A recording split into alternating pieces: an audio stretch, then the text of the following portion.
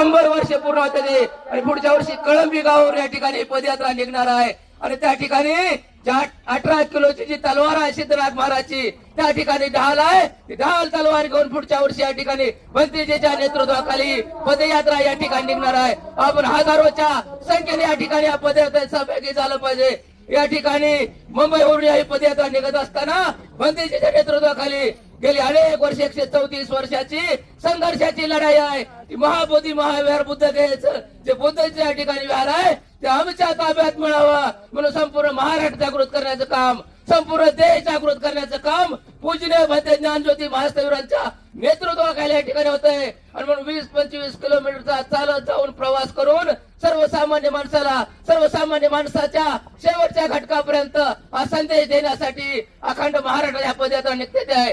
त्यांच्या नेतृत्वाखाली, भंतेजीच्या नेतृत्वाखाली दीक्षाभूमी या ठिकाणी मऊ या ठिकाणी 54 दिवसाची पदयात्रा या ठिकाणी आपण काढलेली आहे। भंतेजीच्या नेतृत्वाखाली दीक्षाभूमी डॉक्टर बाबासाहेब आंबेडकरांच्या मऊला या ठिकाणी अकोला डॉक्टर बाबासाहेब आंबेडकरांची जन्मभूमी मध्य प्रदेश पर्यंत या ठिकाणी पायी पदयात्रा काढून समाज जागृती करण्याचं काम, तुम्हाला या ठिकाणी संदेश देण्याचं काम आता या ठिकाणी भंतेजीने सांगितलं। या ठिकाणी 1817 साली 31 डिसेंबरला जी मोठी लढाई झाली होती, या ठिकाणी लोकांना लढाई करत असताना सिद्धनाथ महाराज तली, रायनाथ महाराज तली 30,000 सैन्य होतं पेशवाच्या या ठिकाणी 28,000 सांगितलं जाते, पण सैन्य होते या ठिकाणी 30,000चं आणि त्या 30,000चं सैन्य लढत असताना 500 महार पुढे होती आणि त्या 30,000 सैन्याला कळालं की पुढच्या सैन्याचा सेनापती सिद्धनाथ महाराज 2,000 सैन्य गाडीला पाय लावून पळाले माघारी। सुरुवातीला लढाईच्या अगोदरच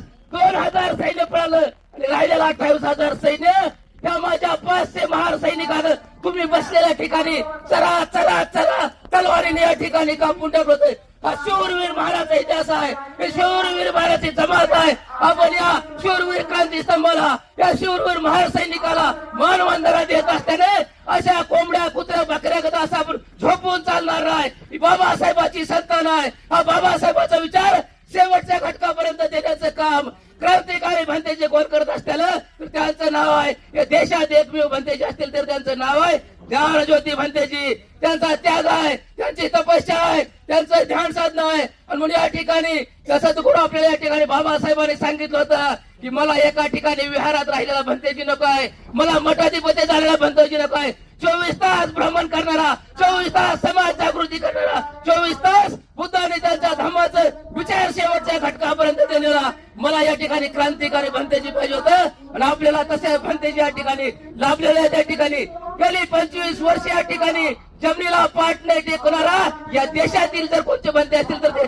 दुतांगधारी भंते म्हणून त्यांच्याकडे आदराने देश पाहतोय, आदराने या ठिकाणी सगळं देश पाहतोय। त्यांचं नाव आहे ज्ञानज्योती भंतेजी। असे गुरु आपल्याला या ठिकाणी लागले ते, असे आपल्याला या ठिकाणी मार्गदर्शन करणारे भंतेजी मिळाले ते, परंतु समाज अजूनही जागा आहे। भंतेजीने महाराज बघा सांगितलं की झोपलाय त्याला जागा करता येते, तो झोपलाय त्याला जागा करता येते, पण ज्याला झोपीचं सोंग घेतलंय त्याला कसा जागा करणार भंतेजी? त्याला तुडवून जागा करायचं, शेजारच्या माणसाला जागा करा। 12 वाजता आपल्याला त्या सलामी द्यायची आहे त्या क्रांती स्तंभाला। आपण या ठिकाणी शूरवीर महाराला सलामी द्यायसाठी आलोय, त्याला मानवंदना द्यायसाठी आलोय। आपल्या ज्या आसपासची सगळी झोपलेली माणसं उठवा, सगळी 12 वाजता चालले आपल्याला सगळे उठवायचे झोपलेली सगळ्या माणसाला।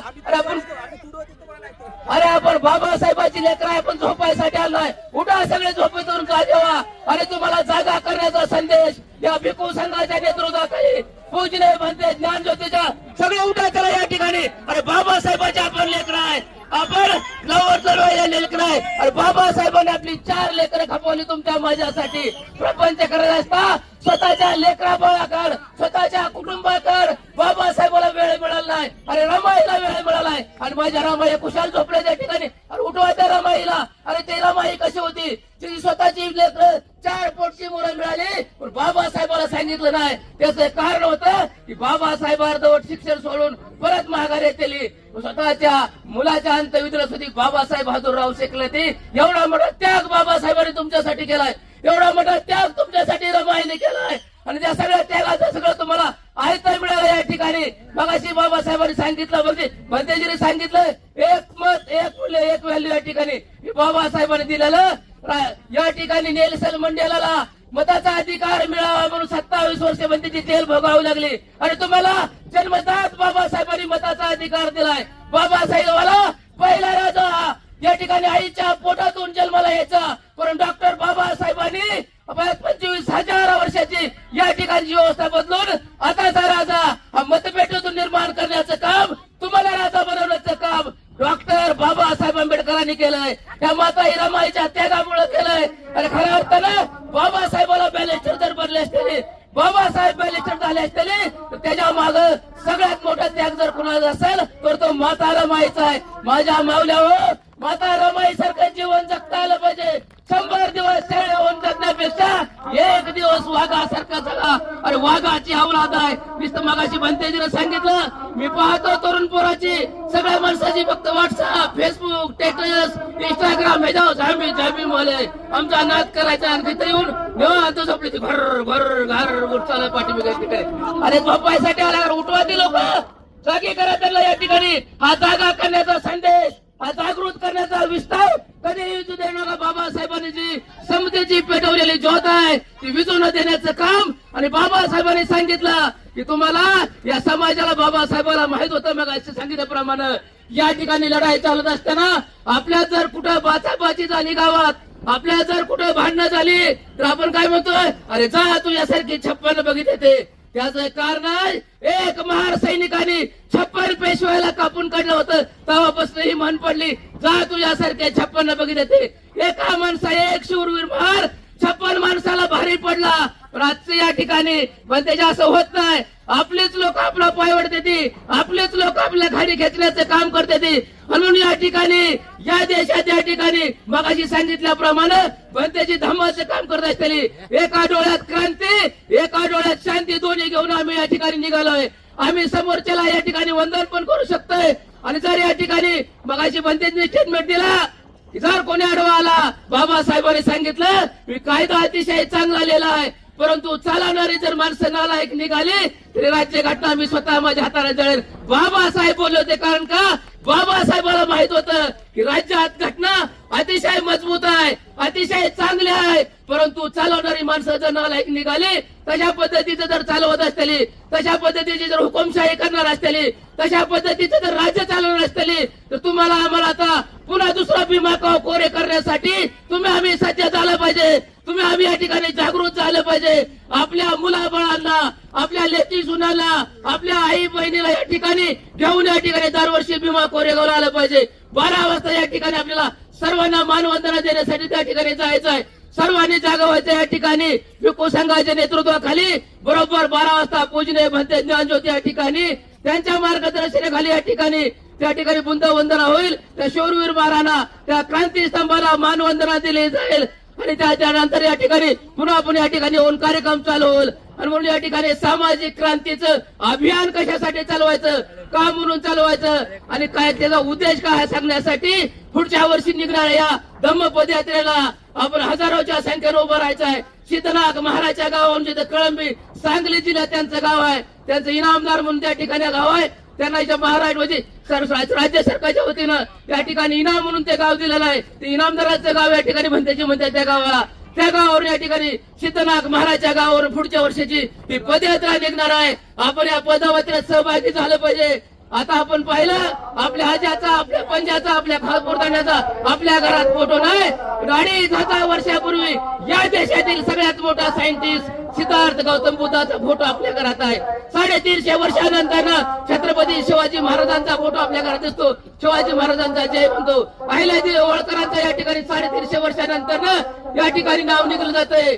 100-150 वर्षानंतर महात्मा फुले आणि सावित्रीबाई फुलेंच्या ठिकाणी निघलं जात आहे. त्याचं कारण आहे आपली आई वडील जगली फक्त आपल्यासाठी, कुटुंबासाठी. आणि महामानव जगली तुम्हा आम्हाला जागृत करण्यासाठी, तुम्हा आम्हाला जिवंत ठेवण्यासाठी, तुम्हा आम्हाला आपल्या लेकरा बाळाला मजबूत करण्यासाठी. आणि म्हणून प्रत्येक माणसानं गुणगाठ बांधली पाहिजे. जर बाबासाहेब आपल्या रक्त असेल आणि बाबासाहेब आपला नेता असेल तर बाबासाहेब सारखं बनायची का आणि बाबासाहेबाचा विचार घेऊन चालायचं का. जर आपल्याला नेतृत्व करता आलं नाही, पण जो नेतृत्व करताय त्याला कमीत कमी पाठिंबा द्या. आणि जर त्याला पाठिंबा देता नसता आला तरी कमीत कमी त्याची निंदा तरी पाठिंबा करू नका.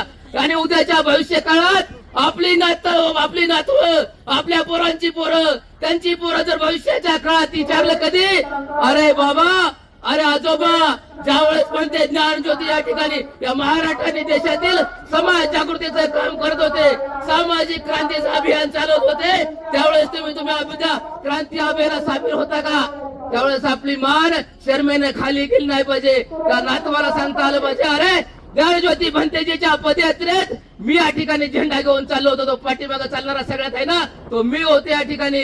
ज्या भंतेजीचा त्या ठिकाणी मुक्काम झाला ना, त्यांची भोजनाची व्यवस्था करताना मी त्या ठिकाणी 2 पोळ्या घेऊन गेलो होतो. त्या भंतेजीच्या स्वागतासाठी मी 20 रुपयाची फुलं त्यांच्या स्वागतासाठी घेऊन गेलो होतो. मी त्यांच्या चहा पाण्याची व्यवस्था केली. ज्या त्यांच्या गाड्या चालते त्या गाड्याला पेट्रोल टाकण्यासाठी मी 100 रुपयाची मदत केली. 1000, लाख, 2 लाख, 1 कोटीची आपल्याला गरज नाही. जे चालते त्या गाड्या ते पाण्यावर चालत नाही. त्या भंतेजीचं भोजन असतं, राहण्याचं असेल, अनेक या ठिकाणी खर्च आहे. अनेक लोक म्हणते ते सगळ्याला मी सांगतो या ठिकाणी की गेली 25 वर्ष पैशाला हात न लावणारा आहे देशातील एकमेव भंते असेल, त्याचं नाव आहे ज्ञानज्योती भंतेजी. गेली 25 वर्ष पायात चप्पल न घालणारा जर कोणता भंते असेल तर त्याचं नाव आहे ज्ञानज्योती भंतेजी. आणि गेली 25 वर्ष जमिनीला पाठ न टेकवणारा झोपणारा कोण म्हणते असतील तर त्याचा आदरणीय भंते ज्ञानज्योती महास्थवीर असं आपल्याला या ठिकाणी नेतृत्व या ठिकाणी मिळालं आहे, दातृत्व आपल्याला या ठिकाणी मिळालं आहे. खऱ्या अर्थानं बाबासाहेबांचं त्यावेळेस आपण ऐकलं असतं लोकांनी तर आपलं त्याच वेळेस कल्याण झालं असतं. आता आपल्याला कळतंय बाबासाहेबांचं त्यावेळेस ऐकलं असतं. बाबासाहेबांचं ऐकलं नागपूरच्या लोकांनी, आम्ही पश्चिम महाराष्ट्र, सातारा, सांगली, कोल्हापूर, सोलापूर या 5 जिल्ह्याच्या लोकांनी बाबासाहेबांचं ऐकलंय. खऱ्या अर्थानं बाबासाहेबांना धर्मांतर पंढरपूरला करायचं होतं मे महिन्यामध्ये. बाबासाहेबांनी तशी निश्चित तारीख काढली होती की बुद्ध जयंतीच्या पर्वावर बाबासाहेब रमाईला म्हणले होते, रमाई मी त्या पंढरपूरला तुला नेऊ शकत नाही, पण मी तुझ्यासाठी असं प्रति पंढरपूर निर्माण करेल. त्या ठिकाणी समता, स्वातंत्र्य आणि बंधुत्व, न्याय, सगळ्याला स्त्री पुरुषाला समान अधिकार असेल असं पंढरपूर मी निर्माण करेन. परंतु आमच्या लोकांचं फार कमी पडलं. नागपूरची लोक भारी पडली. नागपूरच्या लोकांनी धम्माचं तिकडे खेचून आणले आणि त्या ठिकाणी धम्मदीक्षा त्या ठिकाणी झाले. आणि म्हणून बाबासाहेब आंबेडकरांचं राहिलेलं स्वप्न साकार करण्यासाठी येणाऱ्या 2045 साली, लक्षात ठेवा तारीख, लक्षात ठेवा वेळ, लक्षात ठेवा साल, येणाऱ्या 2045 साली पूजनीय भंते ज्ञानज्योती महास्थवीर यांच्या नेतृत्वाखाली या महाराष्ट्रातील 18 पगड जातीचे लोक, मग त्यात मराठा असतील, ब्राह्मण असतील, कोळी असतील, साळे असतील, मळे असतील, लाखो लोकांचा बौद्ध धर्माचा सोहळा पंढरपूरच्या ठिकाणी होणार आहे. हे भंतेजीने या ठिकाणी जाहीर केलंय. भंतेजीने मग सांगितलं आपण 20 वर्ष मरायचं नाही, 20 वर्ष जागृत राहायचं. हा 2045 सोहळा बाबासाहेबाला ज्या ठिकाणी प्रति पंढरपूर निर्माण करायचं होतं त्या सोहळ्याचं साक्षीदार आपल्याला होण्यासाठी आपण आतापासून तयारी लागायचं आहे. मी जिवंत राहणार आहे 2045 पासून 2045 पर्यंत. अधिक वेळ झालेला आपल्याला भिक्खू संघ आता या ठिकाणी स्तंभाकडे या ठिकाणी जाईल.